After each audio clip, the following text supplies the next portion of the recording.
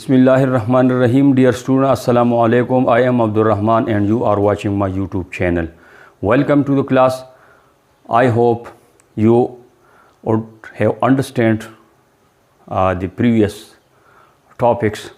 I have discussed already all tenses and its forms in detail. So I don't like to waste your time, and without wasting time I want to go forward to the topic of the day. So the topic of the day is the change of voice, active voice and passive voice. So passive voice is a scheme of sentence in which subject is unknown. If it is so, it is used supplementarily. यहाँ पे दो चीज़ें याद रखने के काबिल हैं. एक एक्टिव जुमला होता है और एक पैसिव जुमला होता है. तो एक्टिव जुमले के अंदर एक्शन सब्जेक्ट के ज़रिए लिया जाता है, जबकि पैसिव जुमले में ऑब्जेक्ट पे काम वाक़या होता है. तो ये ज़हन में आप रख लें. जो एक्टिव जुमला होता है उसको फ़ेल मरूफ कहते हैं और जो पैसिव जुमला होता है उसको फ़ेल मजहूल कहते हैं उर्दू में. इसकी तीन अक़साम हैं. उसमें अभी मैं बताने जा रहा हूँ, आप देख लें.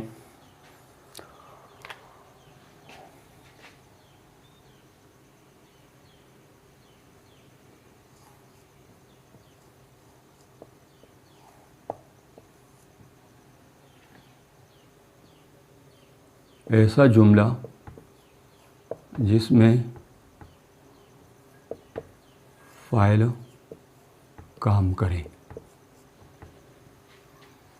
A sentence in which a subject takes action and subject is clear. जबकि फ़ेल मजहूल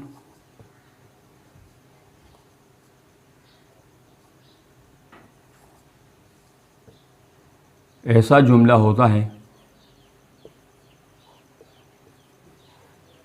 जिसमें मफ़ऊल पे काम वाक़या होता है.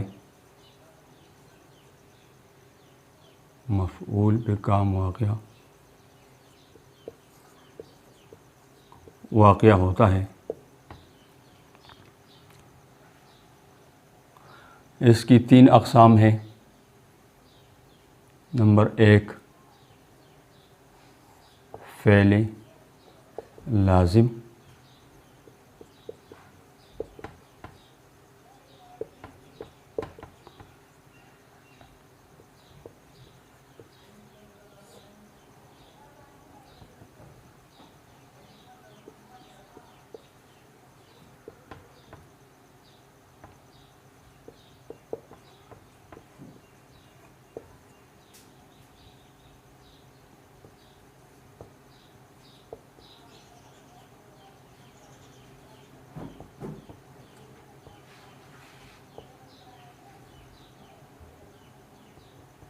इमदादी फ़ेल.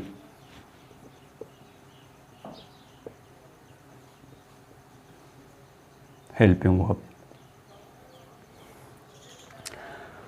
तो स्टूडेंट्स ये बात याद रखने की है, ये बहुत ज़रूरी है कि सबसे पहले आपको ये पता हो कि इंट्रांजिटिव वर्ब क्या होता है. इंट्रांजिटिव वर्ब्स जो भी होते हैं उनके अंदर ऑब्जेक्ट की ज़रूरत नहीं होती. Without object they complete the sentences. Examples के क्या क्या हो सकते हैं ये आप देख लें. इसके अंदर फाल, set, die, lie,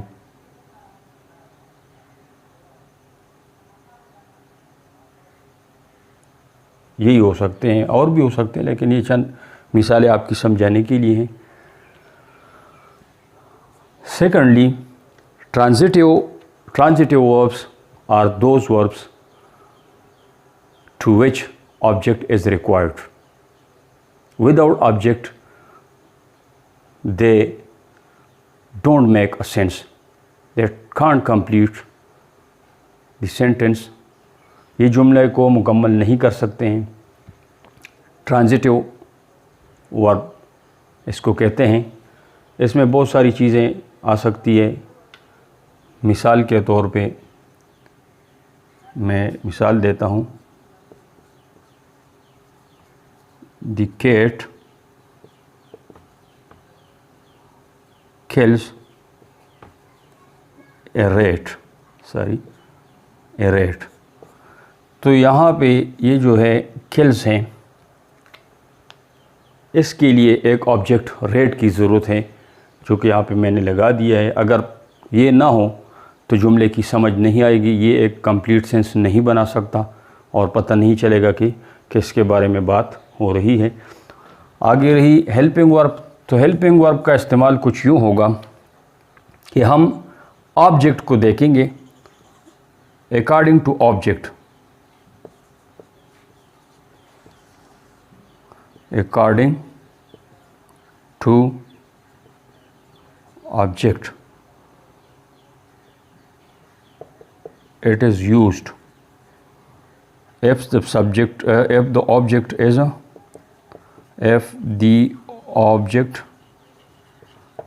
a singular, so is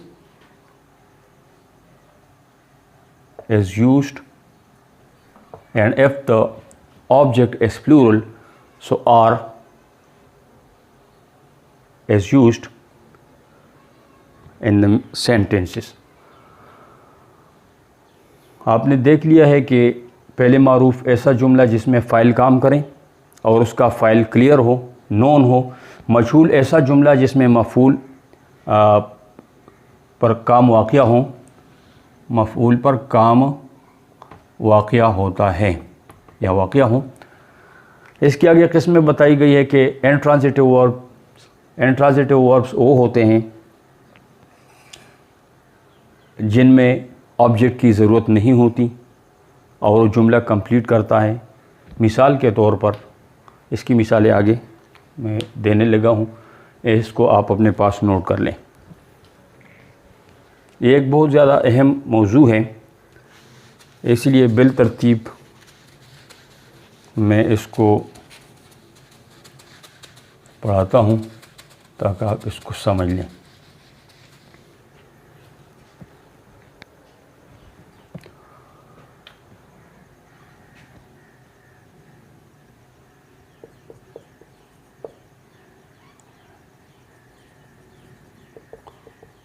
intransitive verb की मिसाल देता हूँ.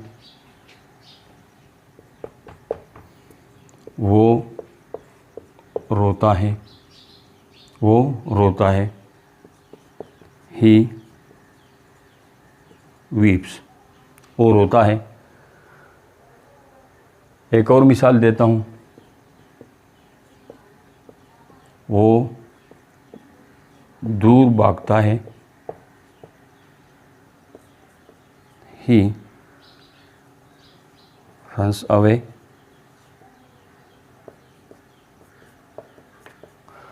तो स्टूडेंट आपने देख लिया कि इन दोनों मिसालों के अंदर ये बात क्लियर हो गई कि इनको ऑब्जेक्ट की ज़रूरत नहीं होती और ये डायरेक्टली अपने मकसद को बयान कर सकते हैं.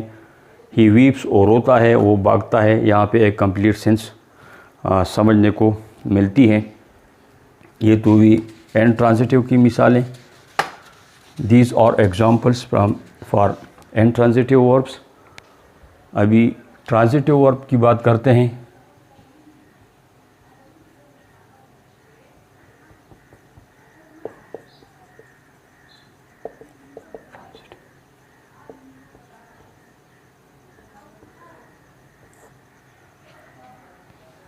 तो इसकी मिसाल देने लगा हूँ. अहमद आम कहता है।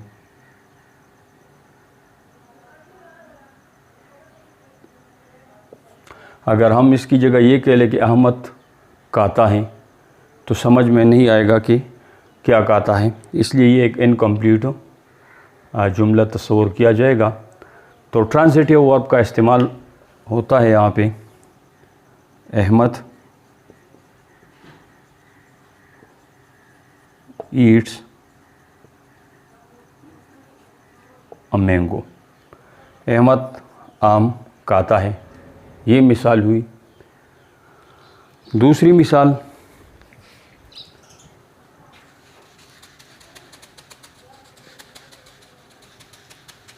ट्रांजिटिव वर्ब के लिए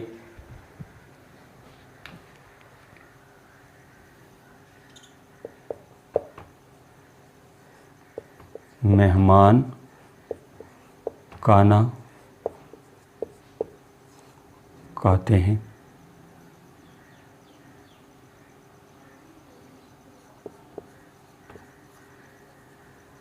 The guests eat meal. The guests eat meal.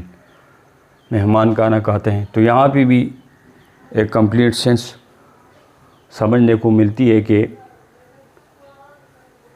Guest ईट मील, यहाँ पे खाने की बात हो रही है। तो यहाँ पे समझने की बात यही थी जो आपको समझा दिए। अभी वर्ब की बात कर रहे हैं, हेल्पिंग वर्ब की बात कर रहे हैं।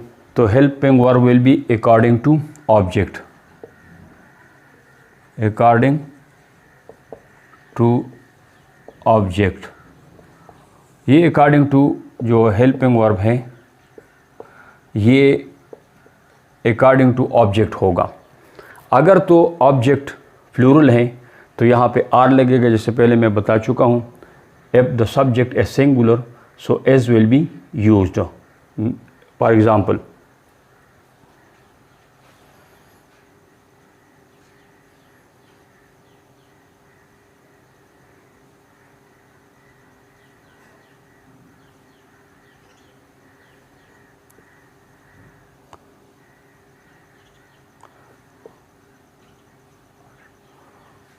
आयशा पानी पीती है। सो आयशा ड्रिंक्स वाटर। अभी अगर इसको हम पैसिव वॉइस के अंदर चेंज करना चाहेंगे तो वाटर आएगा, चूँकि वाटर सिंगुलर तस्वर किया जाता है। Water as a drunk by Ayesha. तो इसका पैसिव ये बन जाएगा कि आयशा पानी पीती है। अगर इसको हम उर्दू में इंग्लिश के अंदर ट्रांसलेट करें तो आयशा ड्रिंक्स वाटर। अभी जब इसको हम पैसिव के अंदर ट्रांसलेट करेंगे तो यहाँ पे जो ऑब्जेक्ट आएगा उसको देखा जाएगा। अगर वो ऑब्जेक्ट है, समझने की बात है, अगर वो ऑब्जेक्ट सिंगुलर है तो उसके साथ एस, नहीं तो प्लूरल है तो उसके साथ आर लग जाएगा। यहाँ पे उम्मीद है कि आप समझ गए होंगे कि इनट्रांजिटिव क्या है, ट्रांजिटिव क्या है, हेल्पिंग वर्ब क्या है और कैसे इस्तेमाल होता है, ये आपने देख लिया है। अभी इसकी बनावट की तरफ चलता हूँ कि कैसे इसके जुमले बनाए जाए। So now we will understand how to make the sentences as passive voice. So today we are going to discuss the passive voices of present and definite tense. Present and definite tense की passive voices को आज हम discuss करेंगे। इसके लिए सबसे पहले हम स्ट्रक्चर बता देंगे। स्ट्रक्चर, बनावट।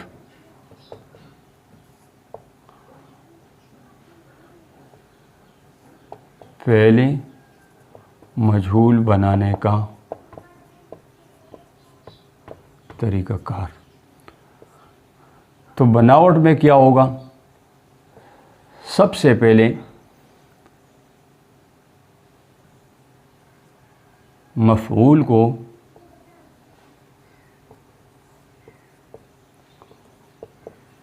फ़ाइल की जगह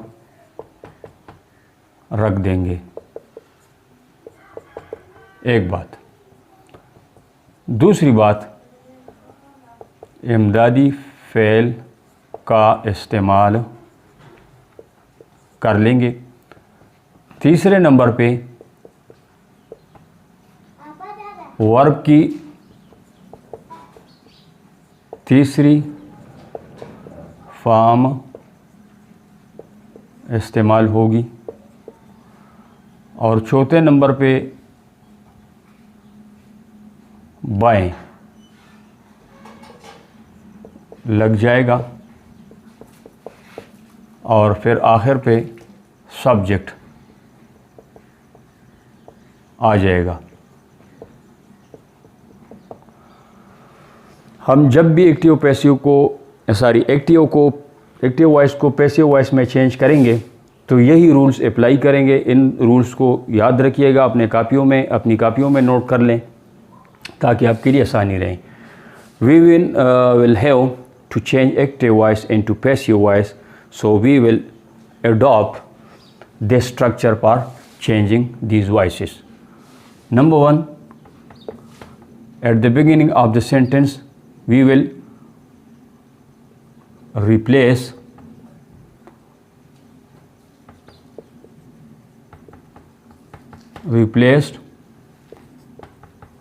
subject by object. सबसे पहली बात ये, the most important thing that should be in your mind, we will replace subject by object while making passive voice. Secondly, helping verb will be used according to the object. If the object is singular, so S will be used here, and if the subject is plural, so R will be used here.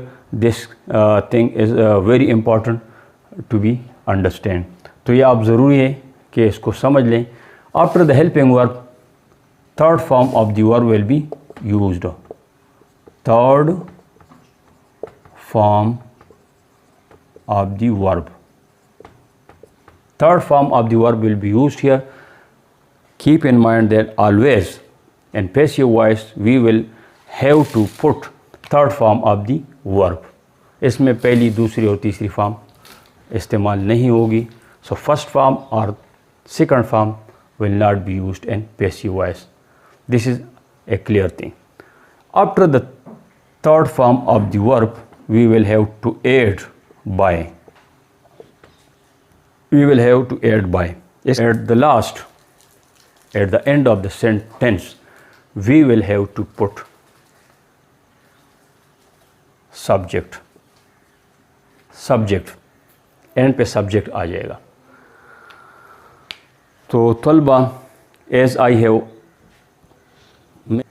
I have taught already, that if we want to make passive voice of active voice, so we will have to adopt this structure. First of all, we will have to replace subject by object. After that, we will have to put helping verb accordingly. If the object is singular, so S will be used. If the object is plural, so R will be used. And after the helping verb, we will have to use third form of the verb. Always remember that third form of the verb is used in passive voices. And after the third form of the verb, we will have to put by, and after by, at the end of the sentence, we will have to put subject.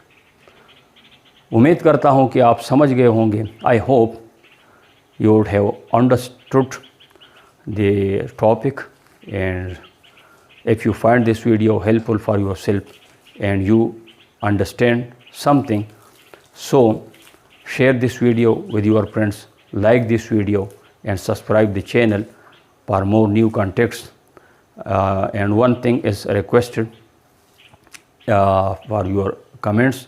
Your comments are just equal to nothing, so send me your comments send me your questions and send me your doubts, so I will reply your comments. Thank you so much for watching.